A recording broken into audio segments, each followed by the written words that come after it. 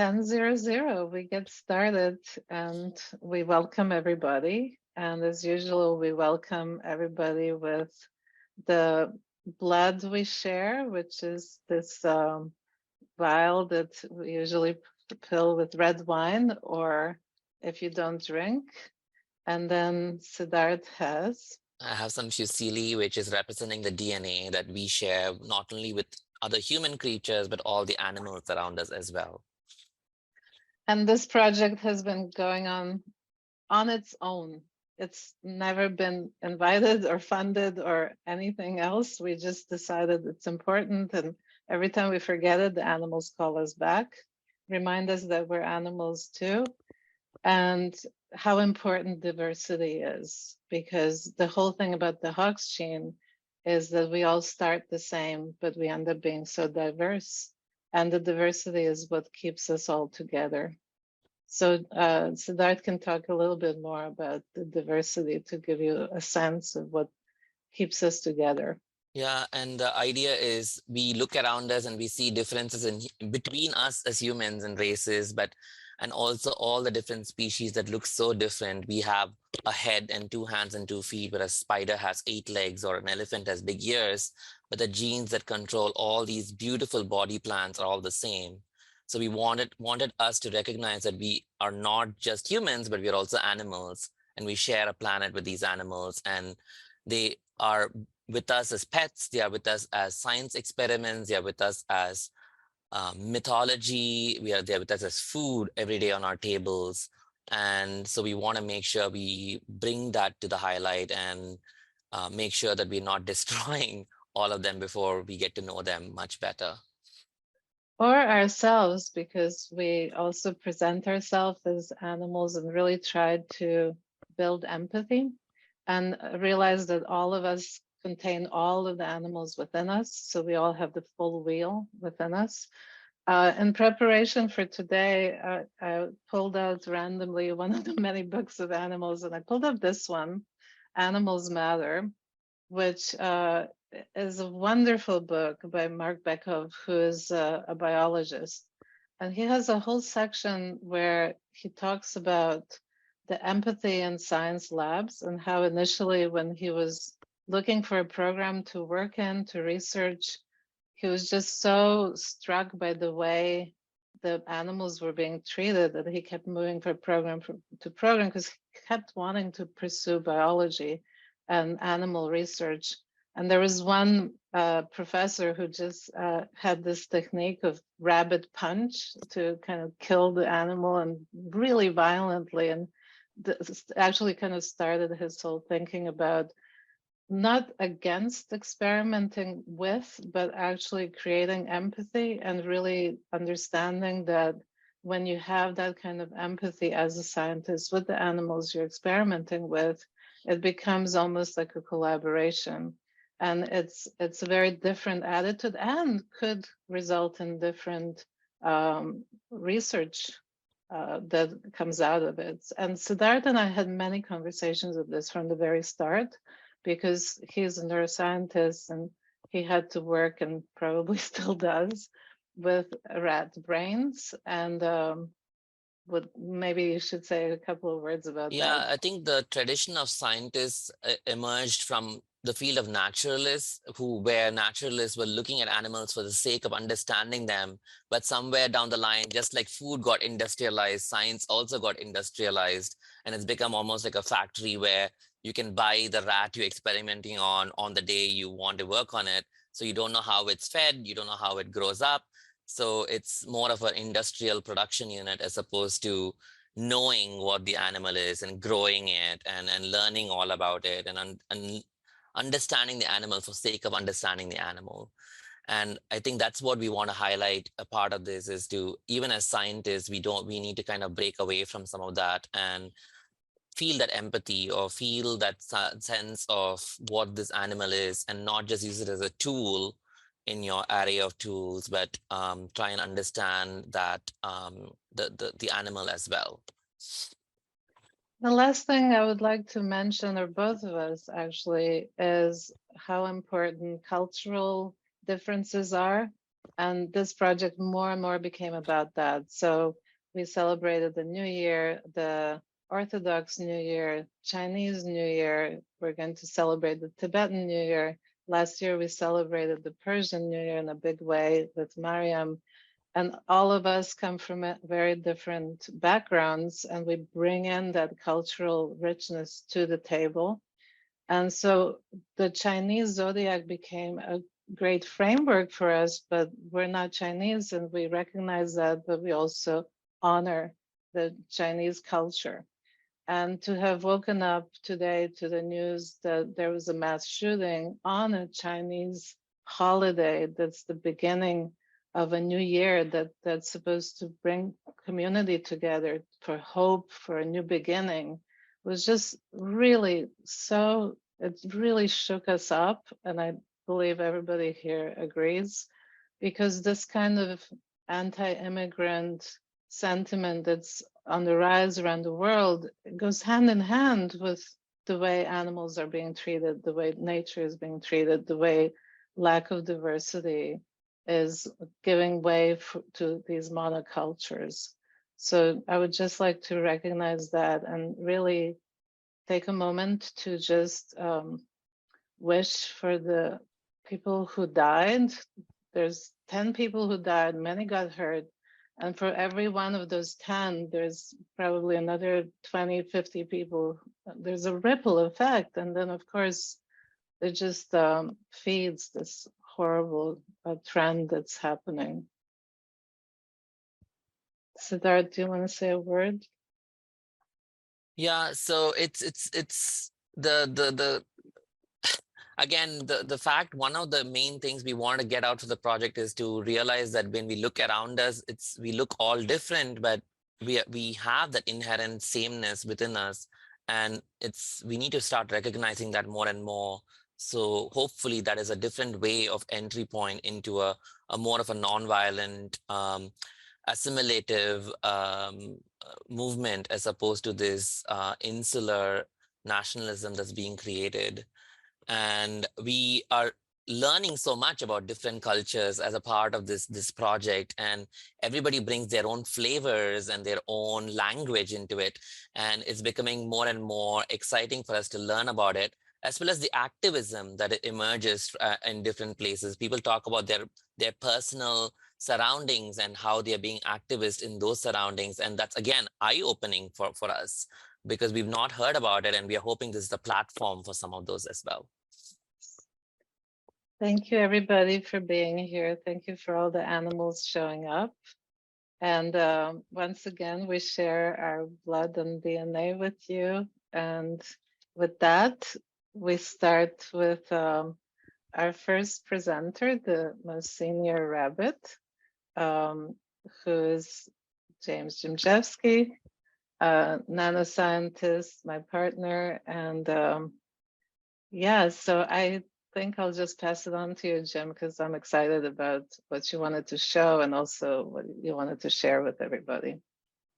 Okay, well, Happy New Year, everyone. I will give a very brief little talk, and then I'll show you the dish I prepared, but it's actually a dish that's prepared for the 25th, which is Burn Supper, and I'm Scottish, so we celebrate Burn Supper by having, I'll do that first, in fact, by having haggis.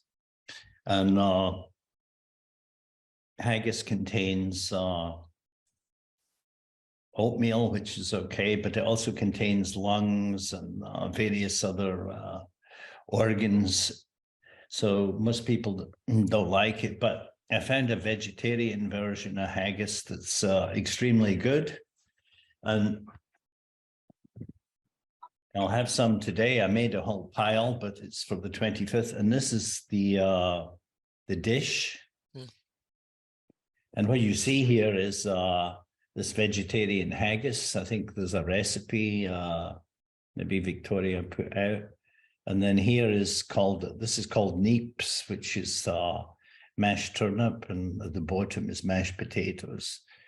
And it's traditionally done on Burn Supper. But anyway, That's Wait, so I my forgot to offering we to the forgot to rabbit. mention that the mantra of Hak Zodiac is mm.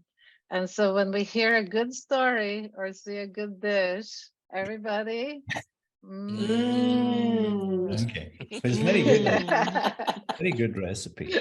And Okay, it really is good, I swear. I actually like it. I've eaten normal haggis, and it can vary tremendously in quality, but this Gross. one is the best. And it's from the Guardian newspaper originally. Okay, so let me do my presentation. I have to share the screen here.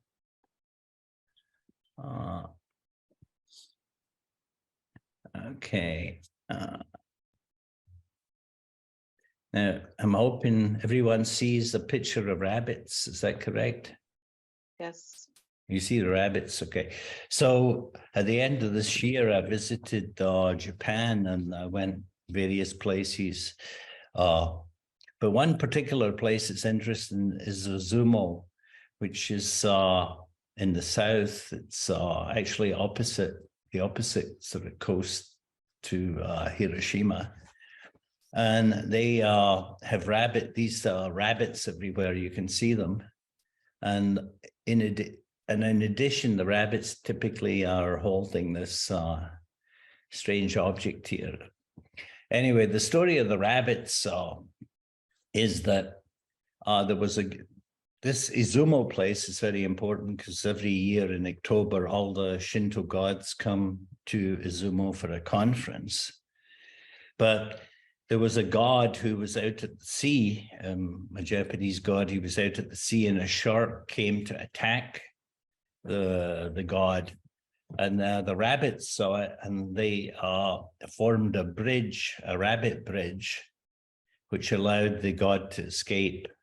And in this area where there's beautiful shrines and temples and stuff, they have rabbits everywhere. But the strange thing about it is that, of course, being Buddhists, you can't eat meat. But the Buddhists there, the Shinto Buddhists, they like eating meat. So they decided that a rabbit is actually a bird. And so they ate all the rabbits. And actually, I never saw one rabbit when I was there, except. Okay, so this is a very interesting article, and it's about a person I worked with. His name was Walter Freeman III. His father was the person that introduced lobotomy into the United States and performed many lobotomies. It was a terrible thing. And in a way, Walter kind of tried to look at the brain in a deeper way. And the way he did this was to study rabbits, particularly their olfactory system. And he used, electrodes, EEG electrodes on their head. And he tried to correlate when a rabbit is able to identify smells. So he was trying to understand the concept meaning in a way, how animals or the brain has a sense of meaning. And so if he gave the rabbit here a smell that he didn't know, the rabbit would actually, his brain, his EEG patterns would become chaotic. And this is where this chaos comes in. Whereas if it was a smell that they knew, it was non-chaotic. It was more in this phase diagram, more like a circle. And I had the pleasure to work with Walter. This is Walter here holding we were both holding half a human brain each in 2015. And we were working together to try to understand ways to actually synthetically make a brain. It was a major project. And Walter is it was an amazing it's an amazing character, and he actually tried to put a mathematical kind of system to how the brain works in terms of things called K-sets. So that is Walter Freeman, and and the association with the rabbits. And this is the kind of, we try to develop a kind of model, and I'm not going to give you a scientific talk, so don't worry.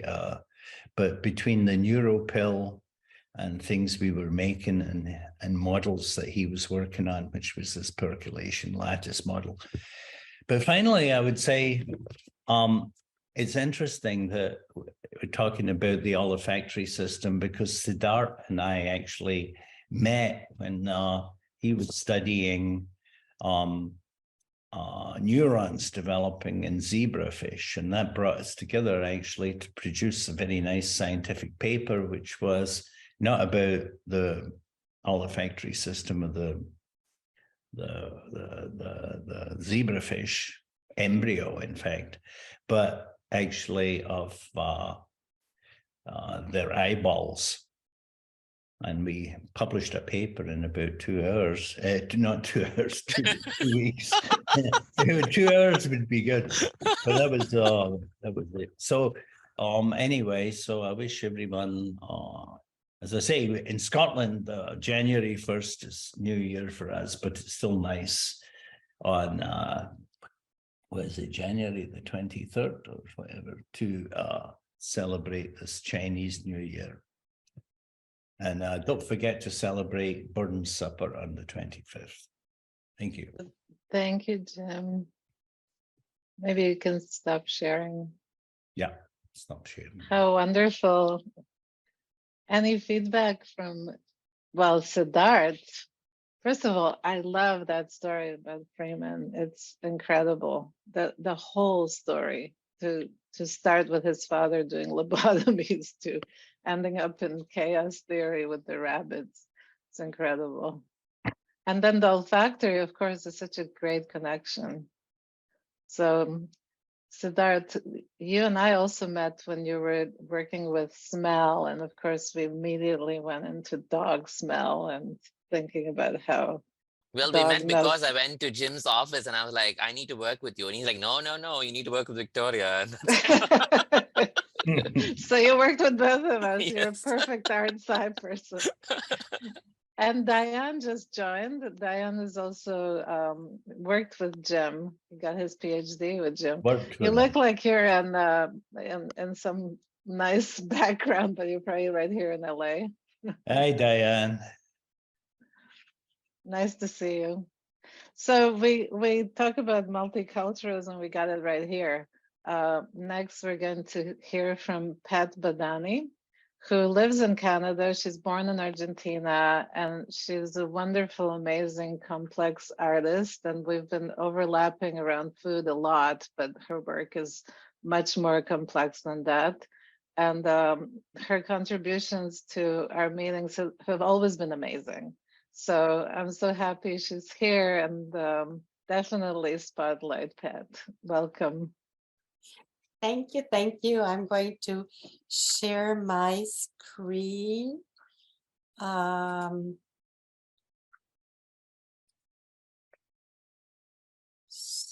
So I begin with this recommendation that was sent to me by my sister-in-law, who is Chinese Peruvian. Born in Peru from a Chinese family and went to Chinese schools. I mean, 100% Chinese otherwise. So she suggested that as a rabbit, I should place a mirror on my front door. This is, I think, Feng Shui. And the idea is to fend off bad luck and attract good luck. So anybody here who's a rabbit, I recommend that you do this on your front door. So,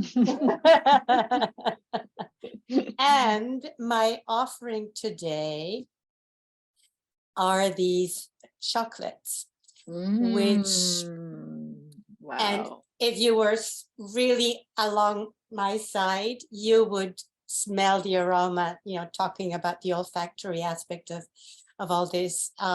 The chocolate is permeating my whole environment. It's actually delicious.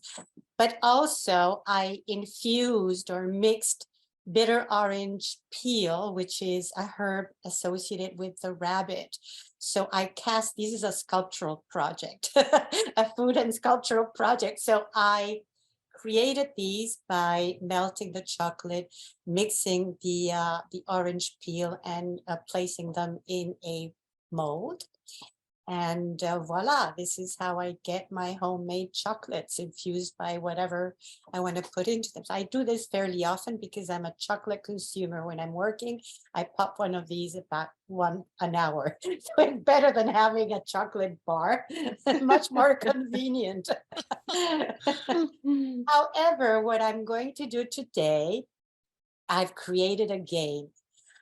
Thinking back on Victoria's opening remarks, we live in such horrible times that I think it's terribly important to build personal utopias and community utopias. And playfulness is one way into those territories. Creating utopias through mindful play for me is very, very important, also as an artist. So with that said, I am going to stop sharing because this actually is an interactive game, which would work much better if we were sitting around a table, but we're going to try our best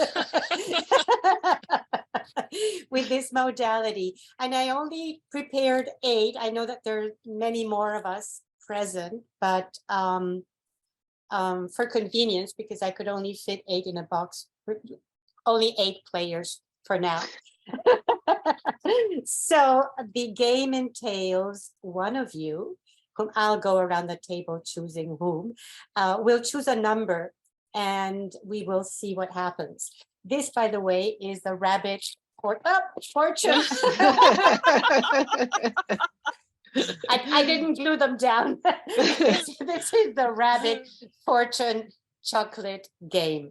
Okay, the association is obvious with the fortune cookies, which means that somewhere here there's a little message, a truism linked to eating habits mindfully. So this is a Badani project, also a rabbit fortune chocolate game of luck.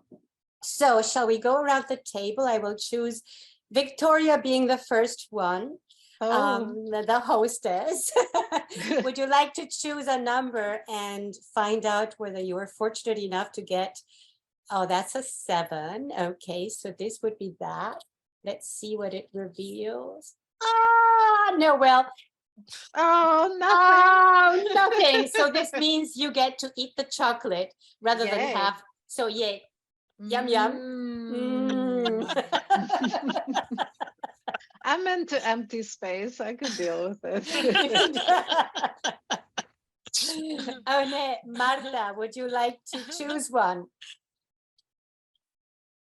4, 4, 4, 4. Yes, Marta. Okay, so what do we have? What do we have? We have. Oh, how cute! Oh, this is one of my favorite ones. Count the memories, not the calories.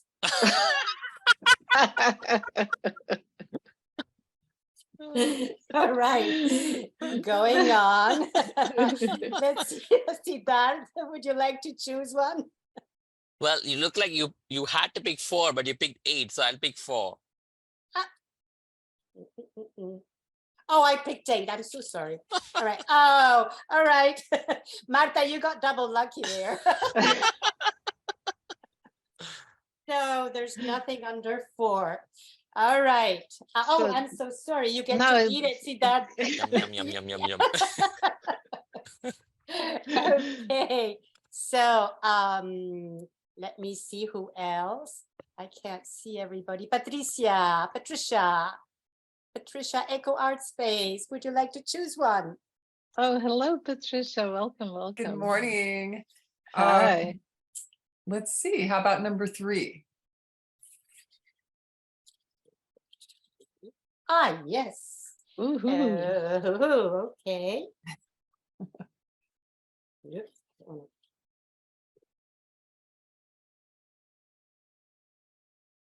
So you are born to eat, not to process food. Okay, nice. I don't know that I Or- understand that one. To process, what do you mean, like digest? No, processed food. The Oh, link is processed. processed Yes, food. right. So you're not Play to with process words. food. Yes, it's a play of words, of course, as I Agreed. usually do. Okay, so that was, I think it was number 3. Anyway, following up, let me see. Marianne. Well, I will pick number 2. Number 2. Okay. Oh, nothing. So you get to eat it. Yum, yum, yum. All right. Oh, So don't- I think we have one more with okay. So Alison. Number 1. Ah, yes. So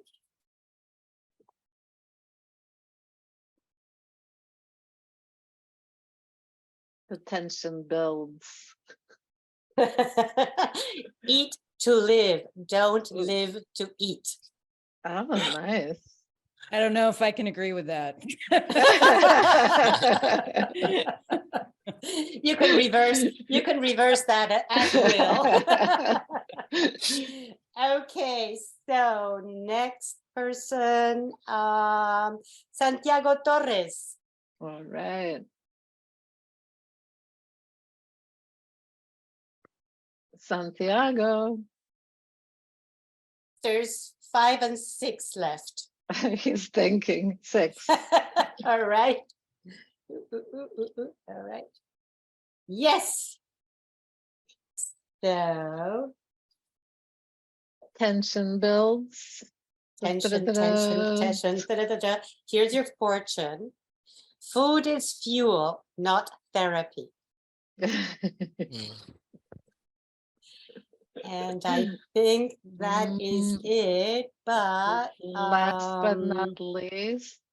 Ivana, would you like to eat the last one? I know that it doesn't have a. I would love that. Oh, but I forgot. It does have a message, so you don't get to eat it. Oh, we'll give it to you anyway. I think you're one of the youngest, so you should eat it too. Yes. Eat to live, don't live to eat. Oh, same one. Same one. Okay. Okay. We got a repetition, so you get to eat it as well. Thank you. It's gonna fit well my oh, you can't see it. I made a dragon fruit juice, so it's gonna fit well. Oh, fantastic. Wow, nice. It'll pair very well with that. All right, my Nice. rabbit friends and other friends in the zodiac. Happy New Year to all of you. And Thank you so much. you. How wonderful. That's so great. I also think it's really interesting that Siddharth, Mariam, and myself, the 3 people organizing all of this, had empty space. I think that's beautiful because we're actually creating the context. So these things are somehow make sense, even though they're random in a way. Thank you so much. You're always bringing up such cool stuff. So who did we have next? Alison. Come on in. Spotlight's on you. Yes, I really should Alison, more. yeah, so Alison's coming to us from Minneapolis, and she is an artist who actually has a piece in the Art Science Center as we speak. Maybe I'll pull up a picture I just got from Rodolfo, who visited, and he's here too. He's from Nice. Brazil. We have 2 people from Brazil right now, which is cool. Anyway, so Alison, all yours. All right. Well, I'm Alison. Hello, everyone. And my contribution to the cookbook was more about how consuming things and experiencing food makes us feel. So I cheated a little bit. There is no recipe per se, but it's more about giving yourself the chance to enjoy things. And so I kind of took that with the current piece that I am working on, that interestingly enough is using EEG readouts to help us start to experience our similarities instead of our differences, but also to celebrate the differences, because each person will have a unique light show with this piece. So this is just kind of my presentation of that. And then I took the idea of this recipe and made it into, it's a cure in 51 steps for the March Hare, which was inspired by Alice in Wonderland. I've always kind of wanted to do something with Alice in Wonderland, but it never presented itself. So I felt like this was my opportunity. So that's what I did. And I found out that there are 51 regions within the rabbit's brain. So I assigned each region with an activity. So there are 51 activities engaging 51 regions of our rabbit brains. So I will go ahead and share the piece, which is called "We Have Merely Been Detected." And oh my gosh, even with such a small group, I am crazy nervous right now, but there we go. And so this is "We Have Merely Been Detected." Here is kind of the overview of the piece. I do have a video, so I'm just going to kind of flash through some of these videos or images and just let you watch the video of people interacting.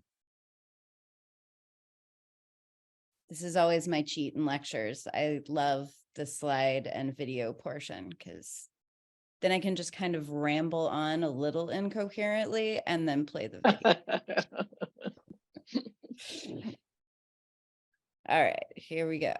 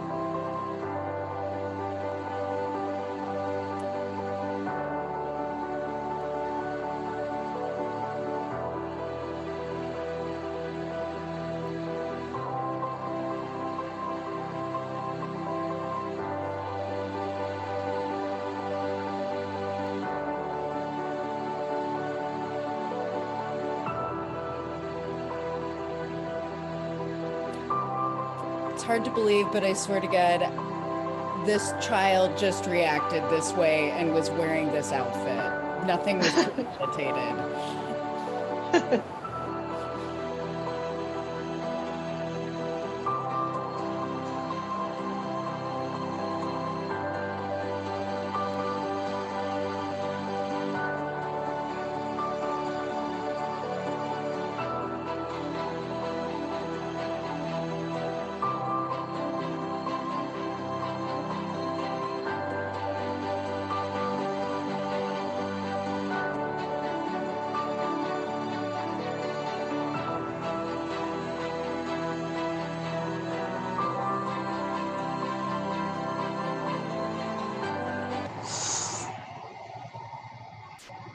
What happens if you sing a song?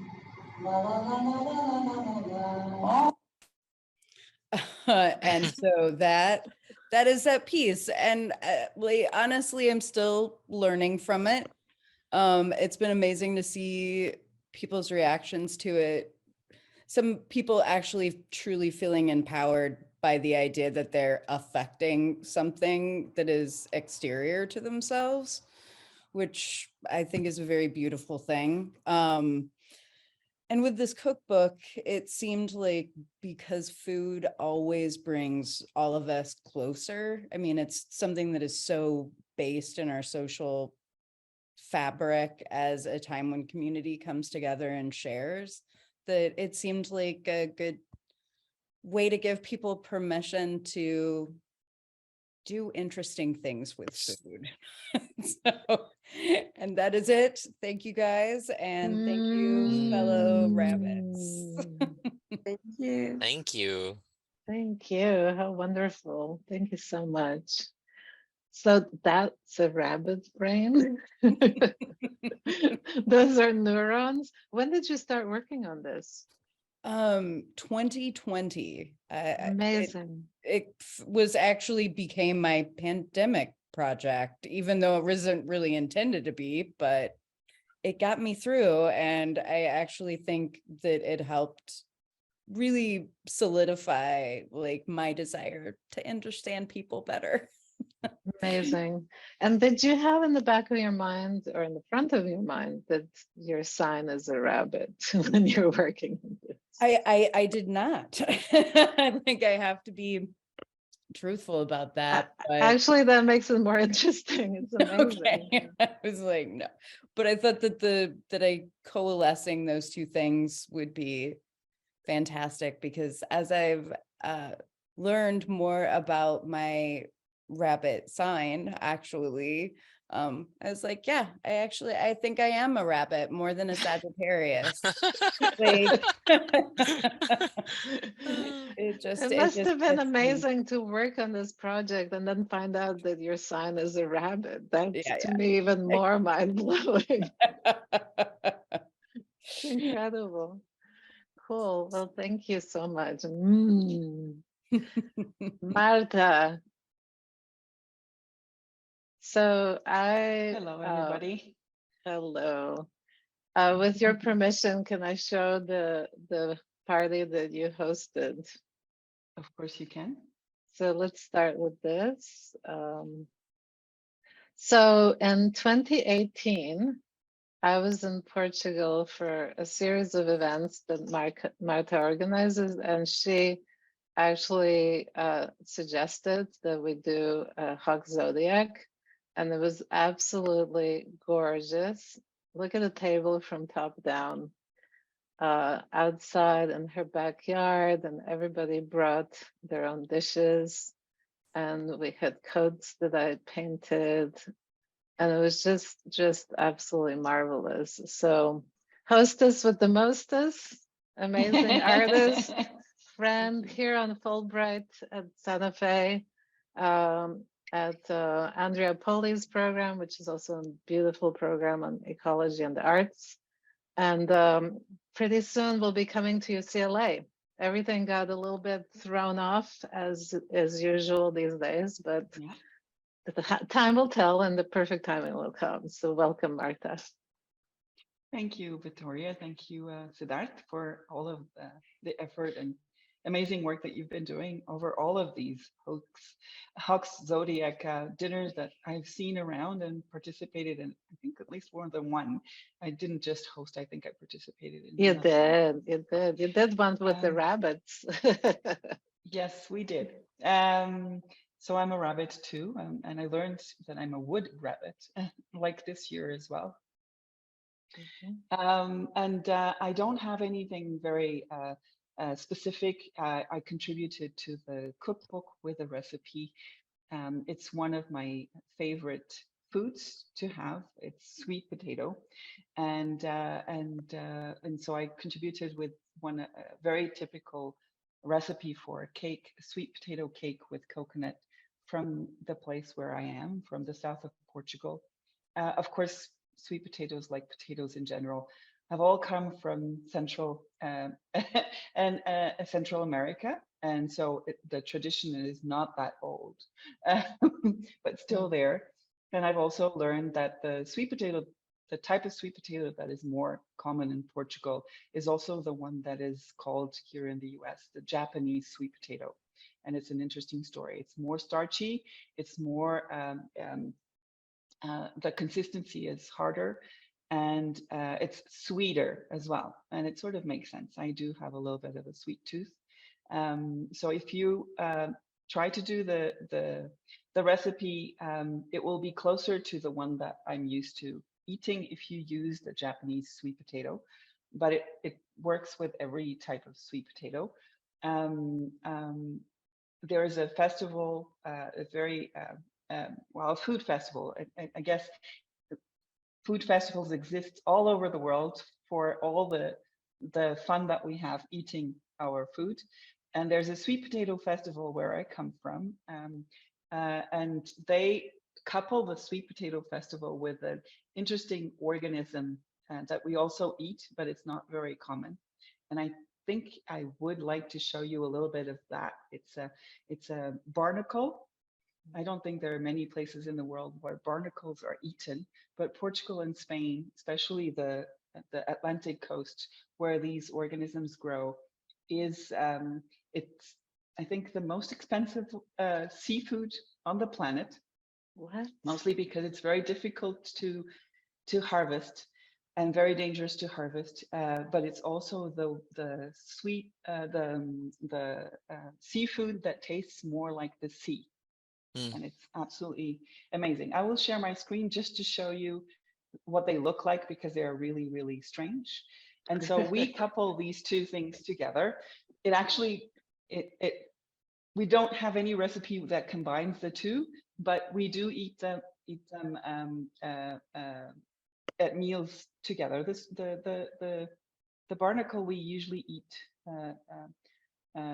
just plain, cooked, and that's it. Actually boiled in. And there's a really nice, so this is the festival. So it's the sweet potato and percebes, which is the name of the barnacle. This is the kind of festival that we have. So you can have a look. And this is, where is the, I have the apps from this, and so I can't find them. So it's a small video, and I will speed it up, but this is how you harvest these. And this is in Portugal.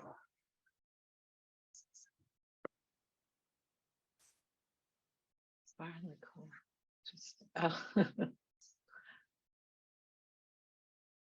We get to see what you're saying. We don't hear it. Do you see what they're saying? We do, but we don't hear any sound. Sorry. Maybe stop sharing and then click off the video audio. Oh, wow. Oh, my goodness.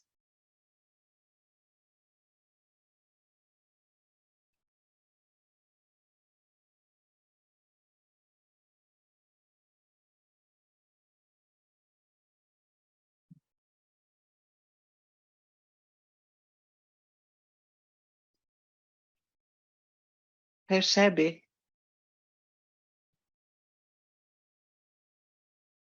They're the goose barnacles, or the English name for them is goose barnacles. Mm-hmm.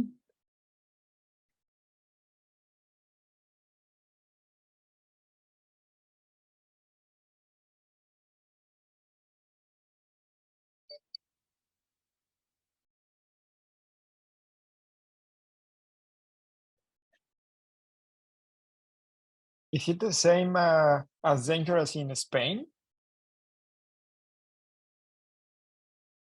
Marta. Santiago had a question for you. I think you're on mute. Let me know. Mm-hmm. Yeah. No, I was asking that is it also as dangerous as in Portugal, in Spain? Yes, it's the same. Is it like in the cliffs? It's the same coast. Oh, okay. Can we see how the fish looks? Of course. Sorry, I will share it again. I'll share again. And how does it taste? It really tastes like the sea. It's like eating seawater. Really? Wow. Let me see. Are they endangered?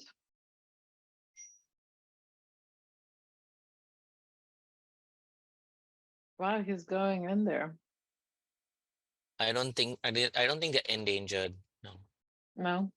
It's just difficult to harvest, and a lot of them also are on whales and stuff. So they kind of grow crusty and Oh wow. Didn't wow, expect that's that. super interesting. Me neither. you probably just notice their outside crust when you go on walks. It's just these little like empty little crusts, but the living ones are probably much more difficult to harvest. It's very fast here. Maybe at the end they will have. I pulled it up, Marta. I can share it.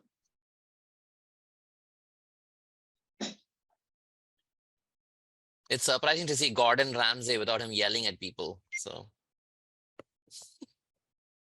I know it's actually good. His sound is off. Sorry. Oops, I'm sharing There the you go. wrong. Just 1 second. I found Images, yeah. how it looks. Yeah, so I'll just share it very quickly. This is new to me. Well, next time you come to Portugal, I'll feed you some of these. Sounds good. It's this one, right? Yes, exactly, that one. God, so interesting. It's like a dinosaur. It does look like a dinosaur. And you eat what's inside of the sleeve. Wow. And this has to go in the book. Sure. I have, because it's such a fascinating thing, I actually have some pictures I can share with you, which are not, I'll be happy to share with you. Fabulous. Of this. I can only think of, I don't know if you all read Tintin with Captain Haddock saying billions of blistering barnacles. So just to finish off, my offering, since I'm in New Mexico, couldn't be barnacles. I couldn't find them here.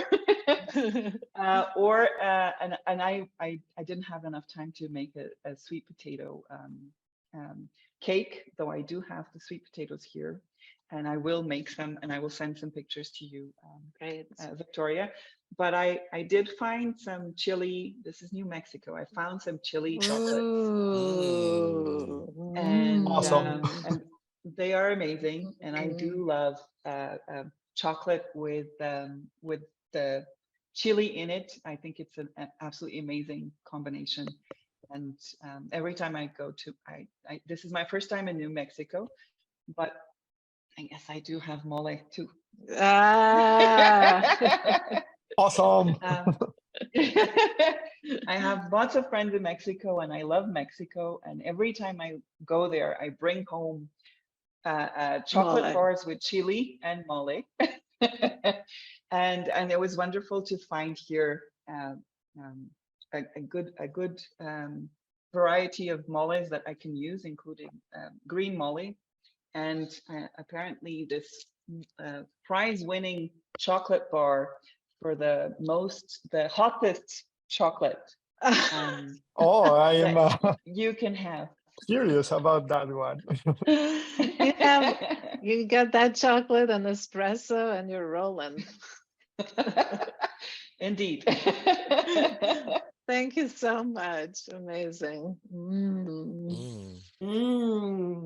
Definitely a chocolate theme today. Yeah, it seems like the rabbits and the chocolate go together.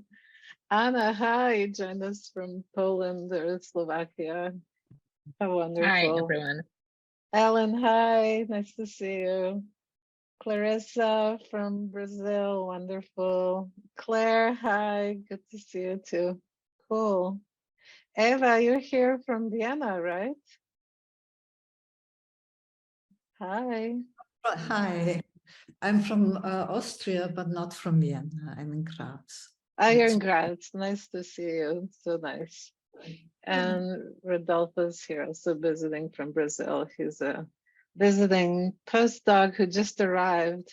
And I said, well, you have to find out about Clarissa's research because he's looking at indigenous cultures and ayahuasca. Cool. So with that, we move to our latest features star, Santiago Torres, who's a postdoc astrophysicist at UCLA. And we've had so much fun together with alien stardust and learning about his work and plasma and neutrinos and cosmic rays and all kinds of amazing things that make us think more like a planetary citizens and less like nationalist something. So welcome, Santiago. It's always great to have you. Thank you so much. I'm very happy to be here. And I mean, unfortunately, we are not present eating all of these delicious recipes. But I mean, a good thing with Zoom and all this technology is that we can share this moment, right? And as you say at the beginning, Tadara and Victoria, is we live in a moment that we need more than ever to be kind of together, right? And then to see many of you from all over around the world, it really makes me happy. So I choose like an offering of food, which actually they already mentioned here, is mole. And then I choose it for two reasons. First, because it's my favorite dish. Like all Mexican food is delicious because I'm from Mexico, so of course I'm biased, but I think it's good food.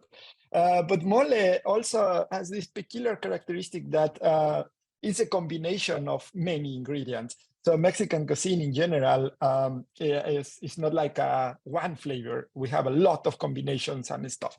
So I was thinking about the Year of the Rabbit, and I was thinking about the concept of all of this gathering, which is be together, many nationalities, be diverse, talk about and share.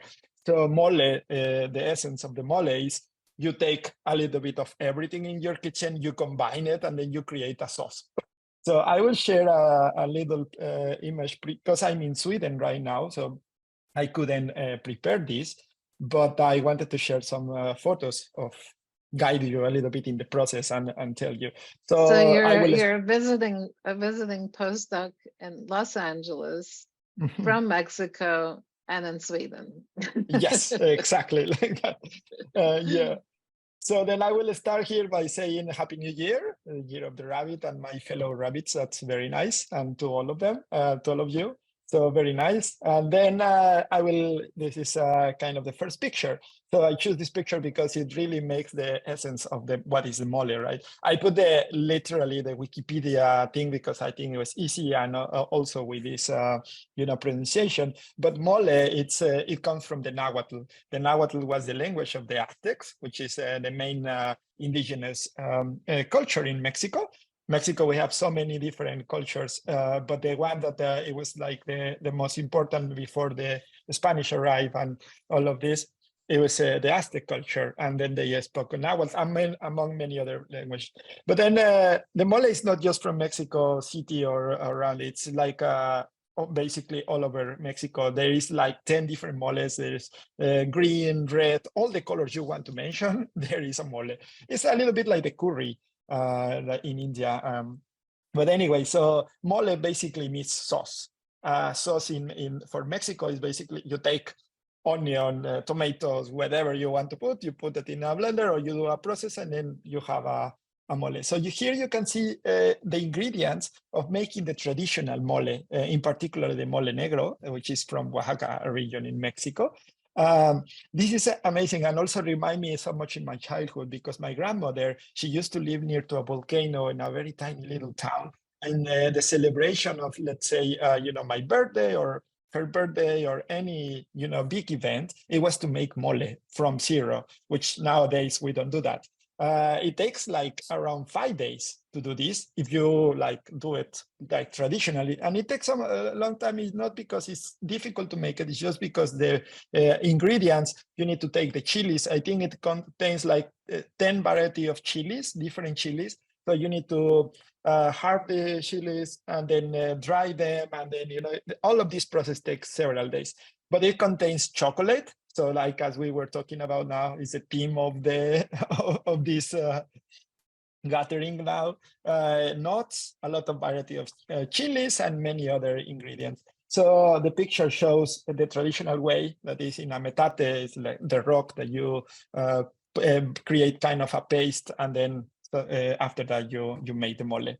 So this is in Spanish, but I have the English translation. But I just put this image so you can see how many ingredients you have to, use. And then there is all different weird stuff, like you combine bananas with sugar, chocolate, garlic, and chilies, and etc.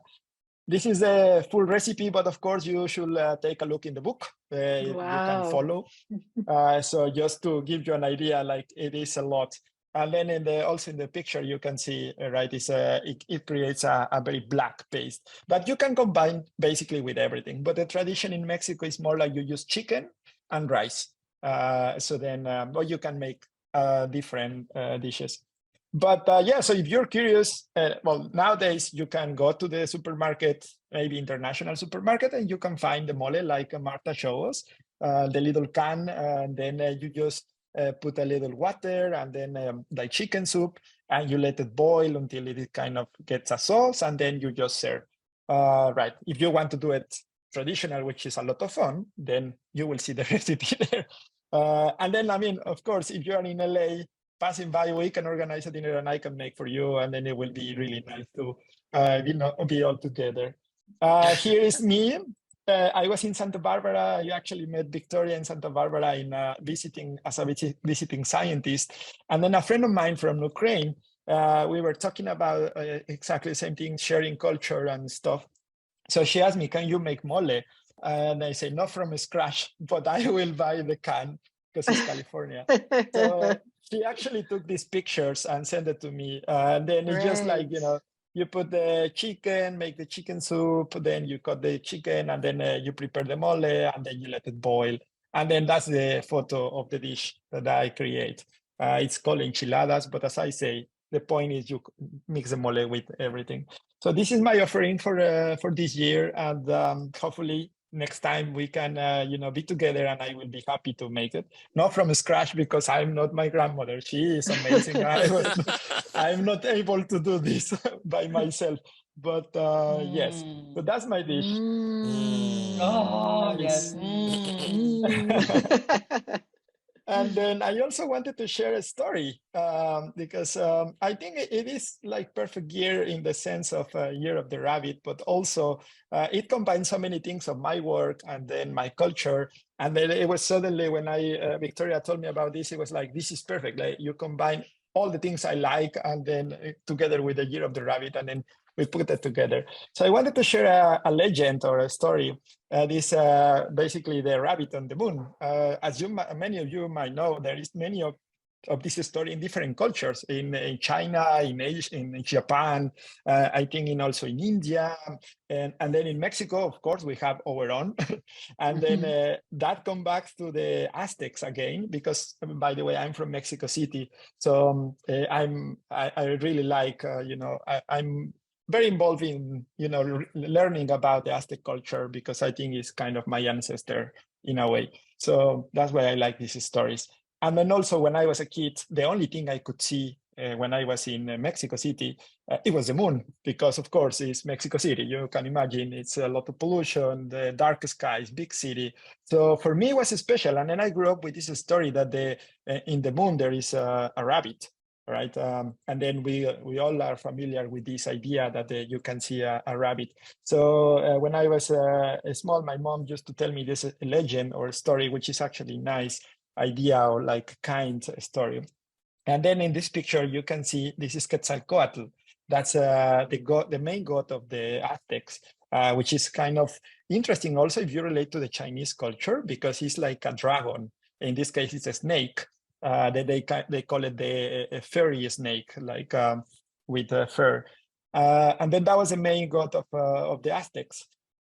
So the legend goes like this. I will not read it all again. It's going to be in the book, but I will just give you an overview of what is going on. So the Aztec god Quetzalcoatl was the main.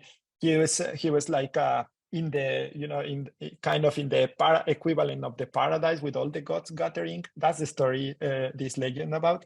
And then he decided to come to Earth and talk with the fellows humans, like the persons that they care about, the Quetzalcoatl care about. And then he transformed into human.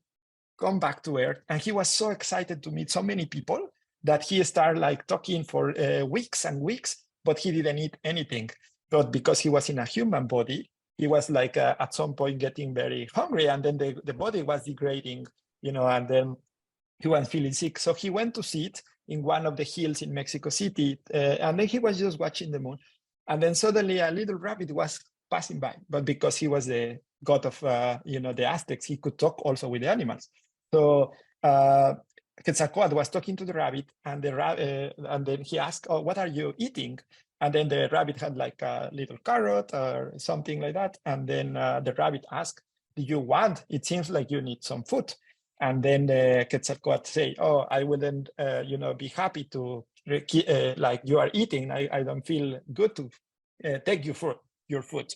So the rabbit it like got silent and then was thinking like, "Well, I'm already dying because I'm very old. I already lived my life, but it seems that you have an entire life in front of you," told the god Quetzalcoatl. And then the rabbit said, "You can eat me if you want, so that you can survive and create your own story." So the god got like very, moved by this. Like, how can a little animal say, kill me so I can survive? So then this Quetzalcoatl revealed himself, and then took the rabbit, and then to a trip to the universe and the stars. And then when they were coming back, they passed by the moon, and the god Quetzalcoatl thought, "Okay, this is a nice gesture. I will create kind of a print of the rabbit in the moon." And then it was like kind of an offering to the rabbit, because he was so moved, the god, that the rabbit was like so kind to offer his own life to save his. So they went back to Earth, and then since then, the image of the rabbit on the moon, it's there. And then all the Aztecs create a legend and stuff, but they also create a god. There is many variants of that god name, but in the latest modern, Aztec, they call it Metzli, and that's kind of this is from the Aztecs. So you can see on the right is like a codice, kind of something that the Spanish found, like a drawing. But then it comes from also this rock that they used to venerate, or like they used to adore this god. He's called Metzli. And then I found it like very nice to share with you, because this is the year of the rabbit. And I also love the moon as an astrophysicist. It's one of the objects that I like a lot. So it was all these things combined. And I just wanted to share this with you. So it is interesting to see how much connection there is in many cultures, the rabbit with the moon in general. And that's it. I'm very happy. Thank you. Thank you so much. So one of the things that came to my mind while you were talking is that the Chinese rover that went to the moon was called the Jade Rabbit. Yes. And it's based on the Jade Rabbit myth, which was this. Yes. So this is the white hare that's making an elixir of immortality on the moon. This was on an imperial robe. But I just thought it was a interesting connection. One thing we noticed is in the West, people haven't looked at the moon and seen the rabbit. It's mostly Asia and South America. Yes. Which is kind of interesting, because I grew up knowing about it, but it's because we lived in Asia for a while when I was young. But I remember always looking at the moon and seeing the rabbit was like a big thing as a child. So thank you, Santiago. Yeah, my pleasure. Any comments from our esteemed guests? Yeah, that's for sure. Claire. So Clarissa, welcome again. Clarissa is a regular in the Huxleya community.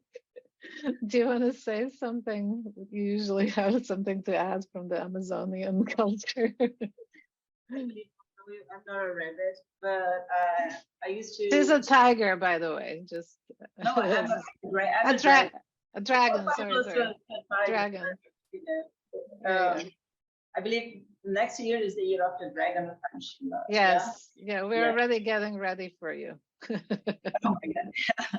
and so, but I do love rabbits. I used to raise rabbits when I was a child. And I congratulate all my friends, like beautiful, shiny rabbits. And it's an honor to have this the chance to join the sessions, like the Santiago sessions, for so long and so many times. And thank you, Vinny, thank you, Siddharth, and thank you all who joined. It's a great pleasure. But today I'm going to share something about an experience that I had yesterday. I was sharing like a few pictures with Victoria on WhatsApp. And if you have a look in the image that I have for my background, it's we are just taking small parts of these mastruz leaves, but it's well known from Mexico to South America. It's known as Mexican tea, I believe, but here we call mastruz. And we have a small indigenous reserve here. It's a preserved area. Some community was transferred from the beach to this place. And they invited me and a couple of researchers to go there yesterday for or to learn from a healer how to produce this oil that they use as an anti-inflammatory, medicine. And it's just coconut and the mastruz leaves, or the Mexican tea leaves. Mm-hmm. And just because we're celebrating the Chinese New Year, the year of the rabbit, it's a beautiful new beginning. I was learning that the rabbits, they cannot eat the coconut, the fruit inside, but they can feed from the fibers, the outside part of the coconut. And the recipe that is anti-inflammatory uses just the coconut oil that's from inside and the mastruz, the leaves. And I share some pictures about of the process with you. But as an offering, I brought from the beach. I was at the beach this morning. I'm living in Portugal. I was drinking coconut oil, and yesterday, since we were just wonderful. Yeah, we can feed from the water and from the inside, and it was the inside we're using to extract the oil and produce the anti-inflammatory mixture. But the rabbits, they can feed from the fiber. And here at the beach, when you ask for a coconut, you're supposed to drink the water, like to refresh. And then they produce a spoon with the coconut. They just cut the fiber, and it is the spoon for us to eat it. So there is no need for like a plastic spoon, and you just do this. Mm-hmm. And that's it. If you go to the beach here, everywhere in Brazil, we can have coconut this way. Then you can share with the rabbits the outside fiber. What a nice offering, you rabbit. I hope you like it, so you can have everything. You can use the entire coconut. And I just shared this screen. It's really fast. There is no sound. I always have problems with the sound in videos. But this is the offering. Mm-hmm. And as I said, the only part of the coconut the rabbits can feed is the husk or the coconut fiber. And here I'm just sharing a few pictures of the event I went yesterday. We're invited to try, taste the plant. The scientific name is Gimzewski ambrosiodis. And this is the time the herb grows here in this region. So it's the time you go there and you collect. And the healer was doing a meditation for 2 hours to take the leaves from the plant with respect and allow us to produce this oil. So we had to take the fiber, work in like not smashing, but extracting the central part of the fruit and producing the oil, but it's like hot oil. And then you have the leaves together in a bath. So it's there for 2 hours. And finally, you have this oil there we can use as an anti-inflammatory. And it's good for the... Clarissa, can you show us the rest of the images? It's just staying on the first one. Sure. This one? No, in the slideshow, it's just staying on the first one. Wow, I was not aware. Yeah. That's okay. You can run through them. Let's try this again. There, Sorry, now we see it. Yeah. Now we see it. Good. So just sorry, I just. That's okay. Yeah. And the plant. Okay. As I said, it's Disphania ambrosiolidis, and it's native to it's here from Mexico to South America, and both natives from Mexico, from Colombia, from Brazil. They have different uses for the plant, but this is the time now where we have this plant growing and it's like getting beautiful leaves. So they used to collect the leaves, as I said, with like a small meditation before, because the girl is a healer. She learned it from her mom, and this is the process. I'm sorry, I was not sharing the slides. I thought I was sharing. So here the oil, and the way you have these leaves together with the coconut oil, and for 2 hours in a water bath. Oh, wow. And we filter and have this oil. And like lots of people who are there from the community, they use this oil when they have something that's not okay with the skin, or have a problems with the bones or inflammation. I try it. I never tried, so I have my sample. Now I can share in a few days if I have like something to use. So that's it. Happy New Year. Thank you. This is a big year for the rabbits, and from what I understand, it's a good idea to go back into 2011, which is around, if you go around the circle, 12 years behind, and just think about what happened in 2011 and then the full circle coming back to now. So before we finish, I would like to ask Mariam, who's a designer in residence from Iran, but living here in Los Angeles, to share with us the beautiful book that she's finalizing now. And this meeting actually was meant also to help us complete it. Yeah, so thank you for the introduction, Victoria, and hello again, everyone. So my offering today for the rabbits is a glimpse of the rabbits cookbook, which I'm going to share my screen. So here's the flip book that I quickly created for today. This is not a final version.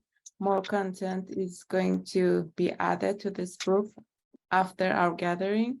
So I would appreciate it if you send me your offerings and materials so I can put it in the book and we can send it out to print pretty soon.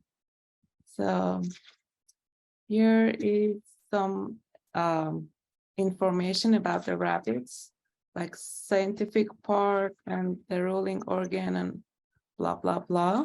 I'm just blah, blah, passing the content because it's a lot. And I also included a lot of interesting images from different science museums and platforms. So each book is going to be different regarding the content, and here it starts with the recipes and stories.